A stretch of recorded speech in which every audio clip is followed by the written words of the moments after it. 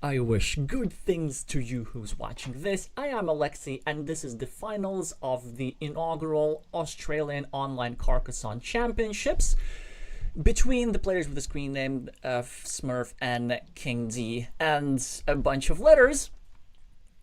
The reason why I'm so excited about this stream is because Australia is relatively recent, on the international Carcassonne scene.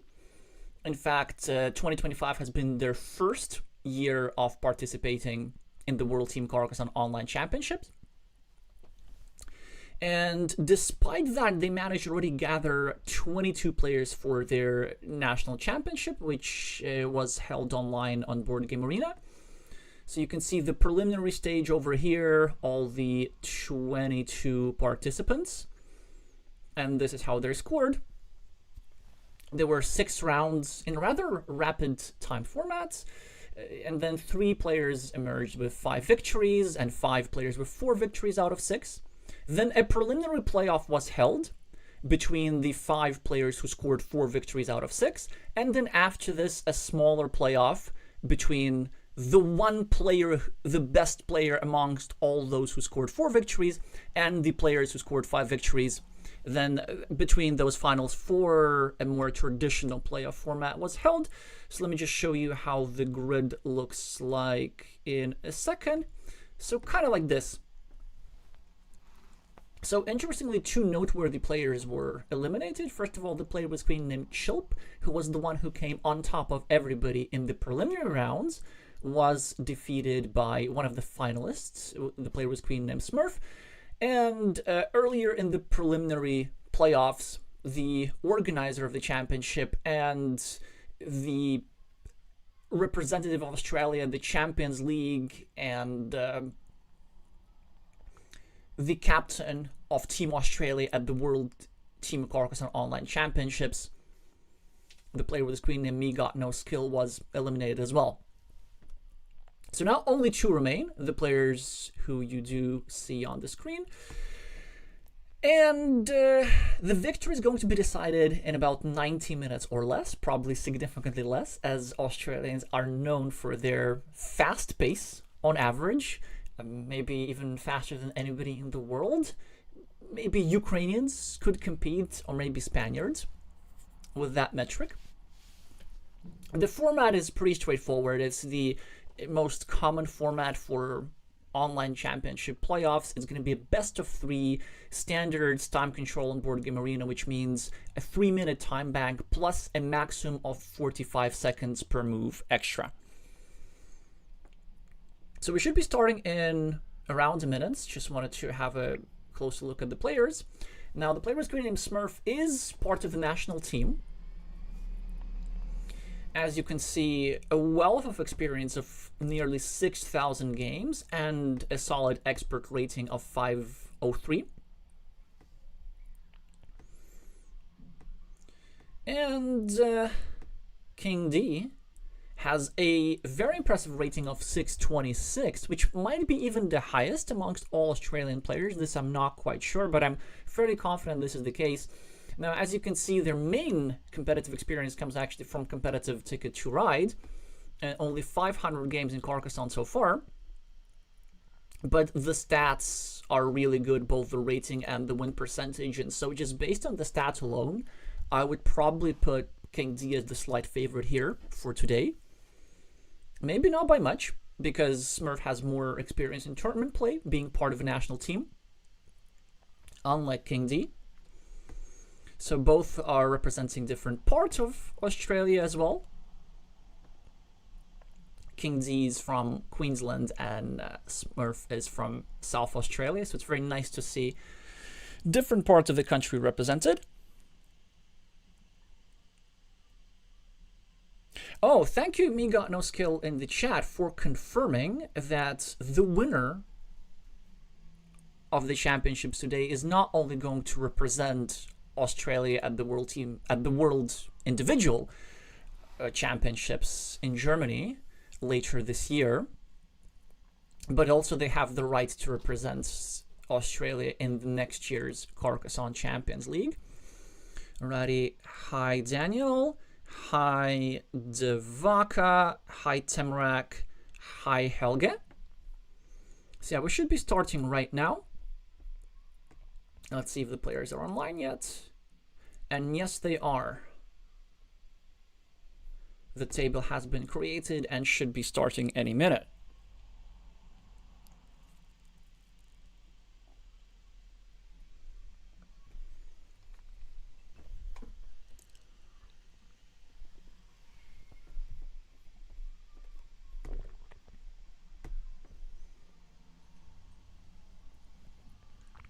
The other players also online. We're just waiting for them to join. Also, by the way, 33 turn-based games. It's really a lot of Carcassonne to process. So when it comes to pure experience, the Southern Australian will definitely have an advantage there.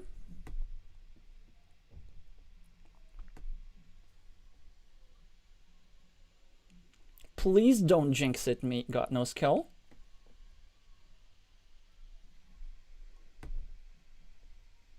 Both players are online, so there shouldn't be any problem, and there isn't indeed. We're off to the races.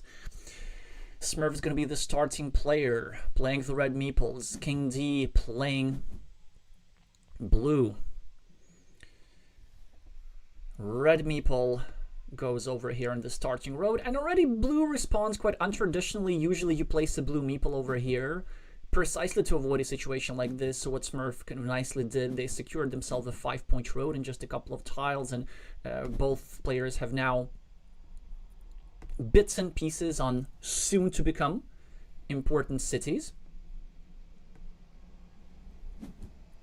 But it is the player with the blue meeples who scores the first 2 points for this here road, but finally a crossroads also has been drawn by Smurf, and 6 points for red. The shielded tile has been picked off by King D, so that's actually a very nice sign. This means that they're an aggressive scorer. Rather than continuing their own city, they chose to start a new one just to take advantage of that shielded tile before their opponent.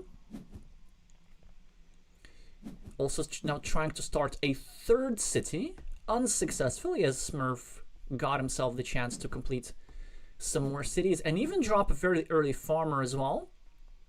But King D is catching up with 4 extra on the scoreboard, finishing a city and starting a new one. Now a great move from red here.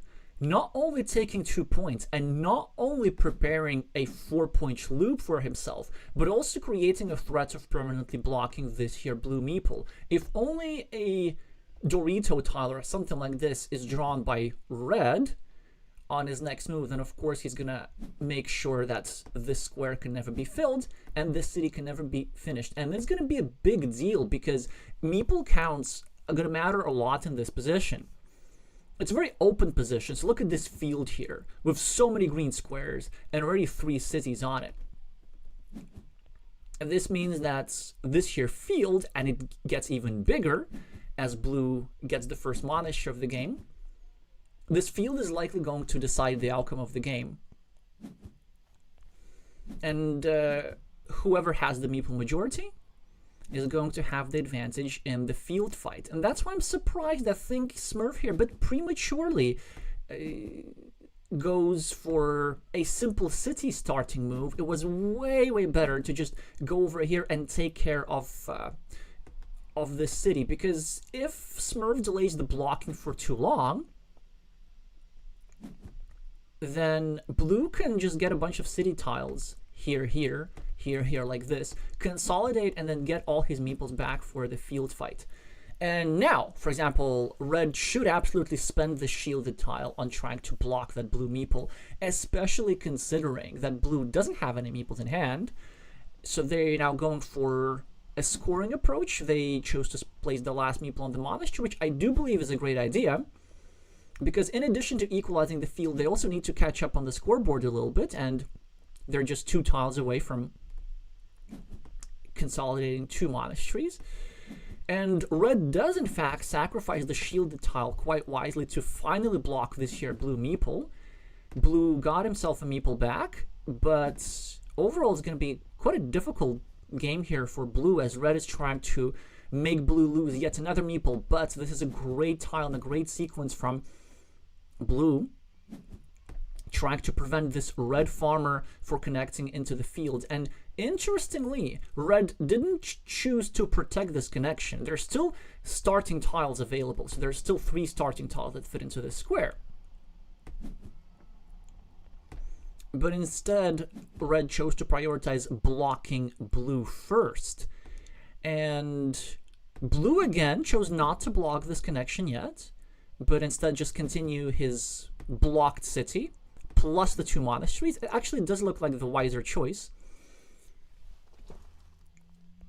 And from Smurf's perspective, losing this meeple is actually still not that bad, because he's still ahead on the scoreboard. He's probably getting this here red meeple to equalize the farm, and it is completely possible that he won't even need to win the field. He might actually just equalize the field, and that's going to be enough, which he just did, despite blue's effort to block the thing. And the last meeple of blue goes again on a city. This is, of course, a very safe 8-point city. Still many city caps remaining in the deck to go over here and complete it.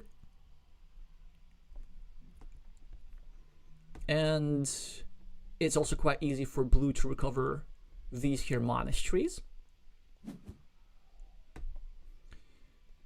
But blue doesn't get a recovery tile quite yet. Blue instead continues the monastery and also the city indirectly. So I think King D's idea here is just to try to be extra efficient with the scoring. So his plan is to draw the last remaining Dorito with a road here, then maybe a triple city tile here, and then some sort of city cap here, so that he gets to build up both his ruin and the monastery every step of the way. It might be a bit of wishful thinking, but now that Smurf has attacked the field yet again, from King D's perspective, it can make some sense to try and go for a fieldless winning approach, and this is exactly what he does actually. So look at this. Blue helps red connect to the field, which actually I can understand, because this field connection was pretty much close to inevitable. And blue just decides to try and outscore the field. Also, red is probably going to get himself yet another farmer, as this guy is likely to make it over here that way. So 4 red farmers versus 2 blue farmers. It will be quite impossible to compete for this field from King D's perspective, but the field is still at a manageable 18 points. If only blue can manage to maybe finish monastery, finish an 8-point city, which he just did, score a bit more for those ruins, it is still technically possible for blue to win without the field as well. This is also a pretty interesting moment, that this blue farmer, which I listed under the 2 farmers belonging to blue, isn't technically in the field. So I can imagine how blue maybe goes here and tries to build some barricades just to save these here 6 points that this blue farmer is scoring, to not allow this farmer to be eaten up and just concede the big field with a 4 versus 1 rather than 4 versus 2 majority. Players exchange quick points. Red is building up his city.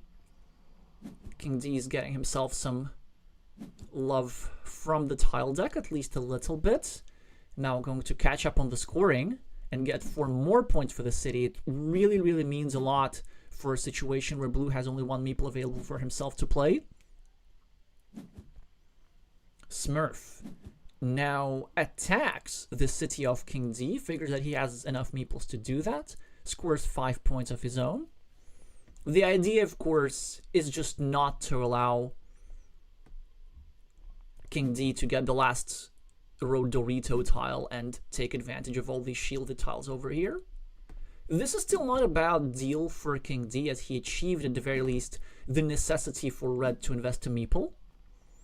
And now blue is scoring a lot of quick points, another 4-point road. So just 12 points with 3 moves scored by King D in the area. King D still ahead on the scoreboard. Still, the field, which now has grown stronger by 1 city, still belongs to red. And yet another field now comes down for 6 points. King D now gets a road monastery. Now it's a crucial decision whether they wants to do something like this and just score for monastery, or something like this, which I do really love. So this helps bring red yet another farmer into the field, but what it does temporarily, it's actually is bad for red because it makes sure that this guy is not scoring extra for these 4 points. And now the perfect tile for King D to finish a monastery, get himself a meeple back, get himself a scoring potential, and also, since this is a crossroad, it means that this here city is not going to become the part of the big field. King D now chooses to score 4 points instead of finishing his monastery, because I think finishing the monastery might have been slightly stronger, and that's a great move from Smurf, now realizing that he has the super majority on the field, so it's completely safe to bring this here guy inside and make sure that blue does not get to score 6 points for this here area. Both of the players invest their last meeples productively. 6.4 farm here, and 6 points for a city here for red. A mistake from blue on his final pull. What blue needed to do, of course, is to go over here and just score 1 point for his monastery. Instead, blue discarded this tile. Now, the reason why blue did that is because they assumed that maybe there was a city cap remaining still in the deck, in which case you don't actually want to go over here, because it drops city caps in your opponent's field, and then your opponent might close one of the cities and actually expand their field. But since the last remaining tile was this, it wasn't actually possible.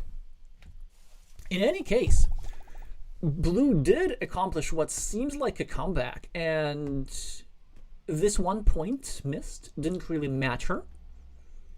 And this lost field didn't really matter. So this just shows you, first of all, the power of quick points.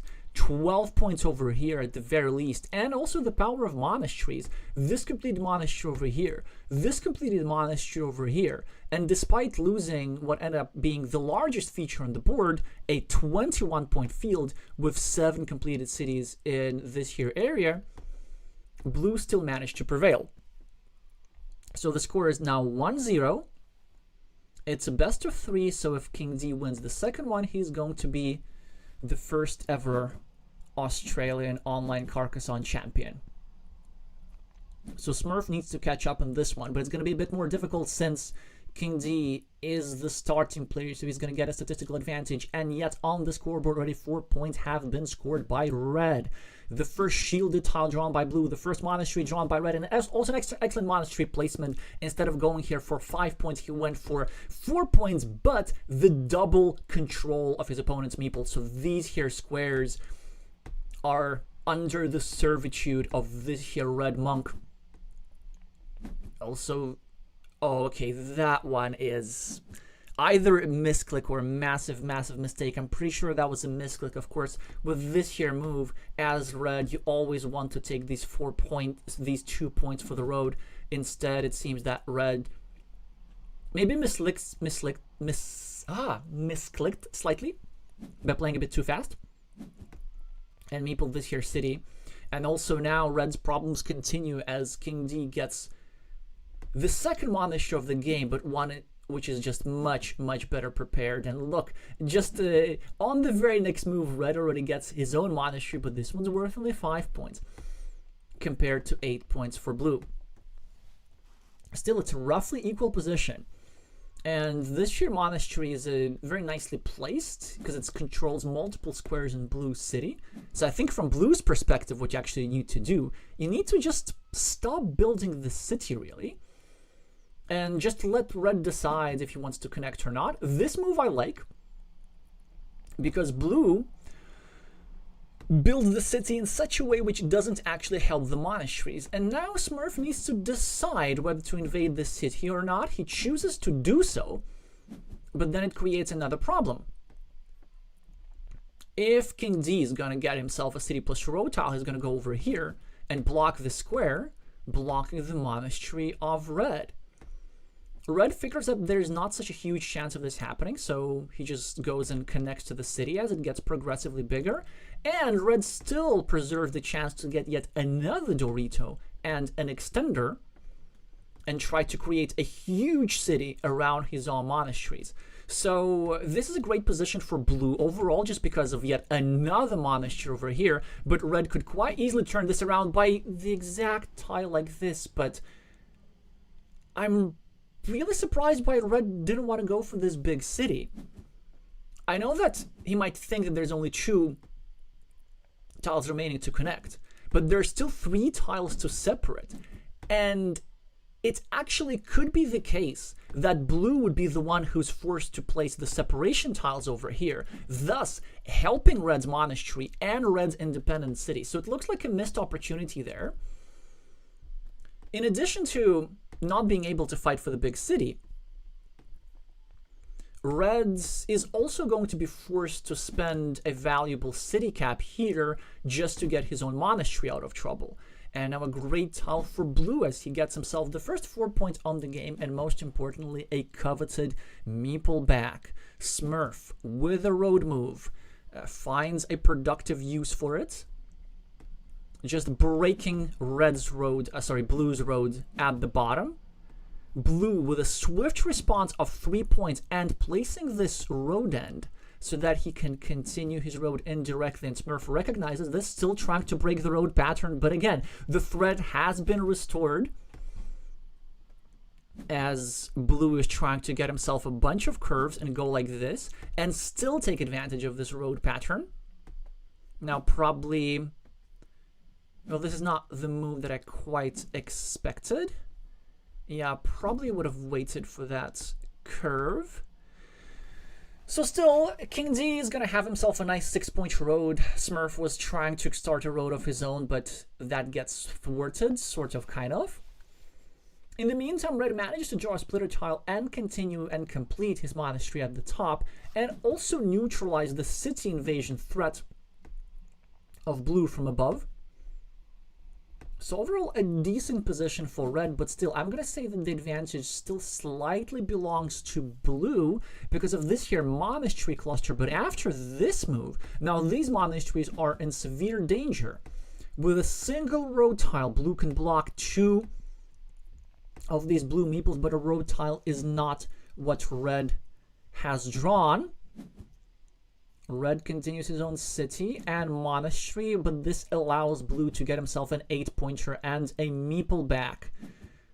Quick points for the player from Queensland.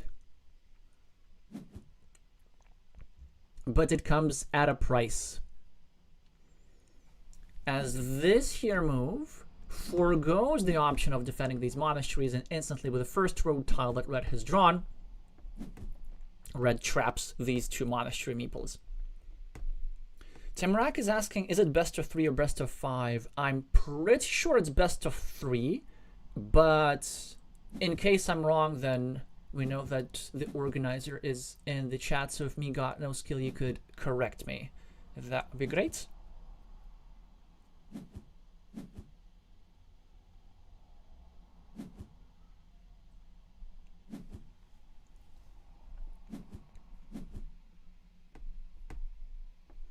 Alrighty, and both players keep scoring. Well, maybe it's the play with the blue meeple. So we see the same situation again where red has the long-term meeple advantage because it's going to be quite easy for red to recover his monastery and recover his city in all likelihood, which is now only 1 tile away from being finished.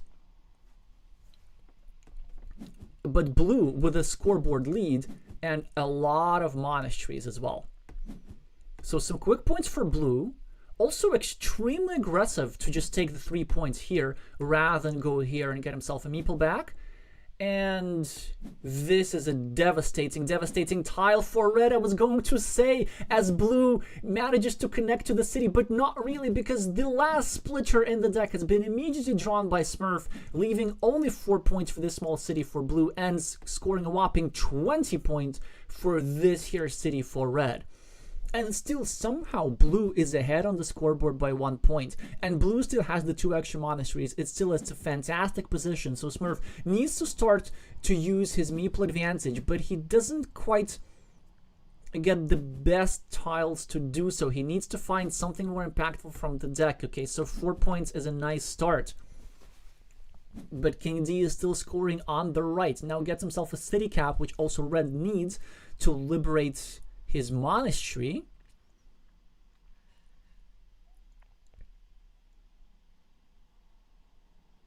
I guess the thing that blue has going for him is he doesn't really have any productive move. Yeah, so he goes and starts a new city, which I do like.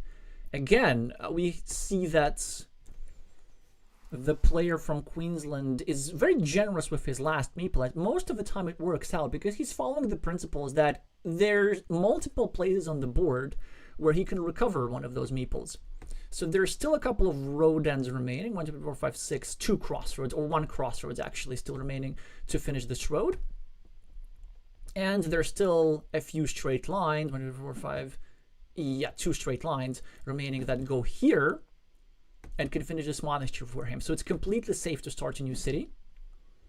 Finally, Smurf draws himself a tile to finish the monastery. This immediately goes in a 6-point farm, covering these 2 cities. So still 2 meeples in hand for Smurf. 8 point ahead on the scoreboard, but still, the monasteries are formidable. And now, this here city cap certainly is going to go against this blue city just in time, just as blue was going to finish his 6-pointer. He now can't.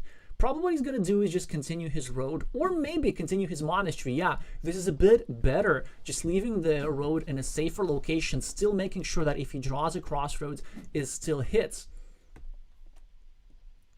Blue now connects the cities at the top, making this here monstrosity tied with a lot of points, but 2 meeples per side, so a net 0. And now, the first instinct that I'm pretty sure the Southern Australian player is having is going here and trying to invade that city and keep it all for himself. But is that still possible? 1, 2, 3, 4, 5, 6, 7, 8, 9. I do see still 1 Dorito tile available, namely 1 Dorito with a field next to it. But this also means that with any curve, and there's 1 remaining if I'm not mistaken, 1, 2, 3, 4, 5, 6, 7, 8, yeah, there's 1 remaining. With any curve, it's possible to block that connection. We're also not doing great for triple city tiles, as all 3 horses have been drawn. Yeah, and that's why Smurf decides that the invasion is not worth it. King D finally gets himself a meeple back. So Smurf gets himself a curve, which is actually a perfect tile because it allows him to continue his field, making it bigger, growing it from 6 to 9 points. And he's still keeping a meeple to take care of the smaller field at the bottom. Also, we do now find out that he would have drawn the tile to connect to the meeple, but to the city, but he must have calculated that this wasn't a necessity. And on his final move, King D finishes his road, giving him a temporary lead on the scoreboard. But the lead on the farm still belongs to red. It's going to be close. I still think that King D got this by a little bit, but I didn't have time to actually do the math in my head. So in case you have, please let us have these few seconds of suspense.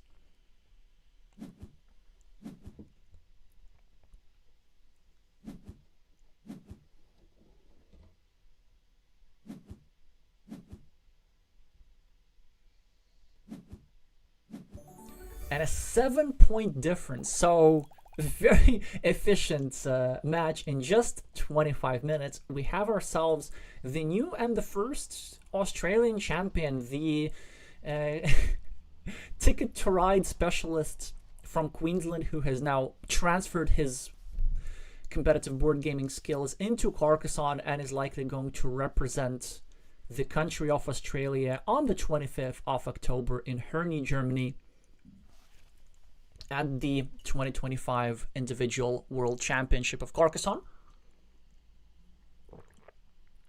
And of course, in the 2026 Champions League as well, which is an online event. Commiserations to Smurf and anybody who was rooting for him. Still, obviously, second place, a very, very solid achievement. And with that, we will be wrapping up. I just wanted to say, first of all, thank y'all for tuning up on such a short notice, and for many Europeans in a rather unusual time of day. So for all of you who are working from home,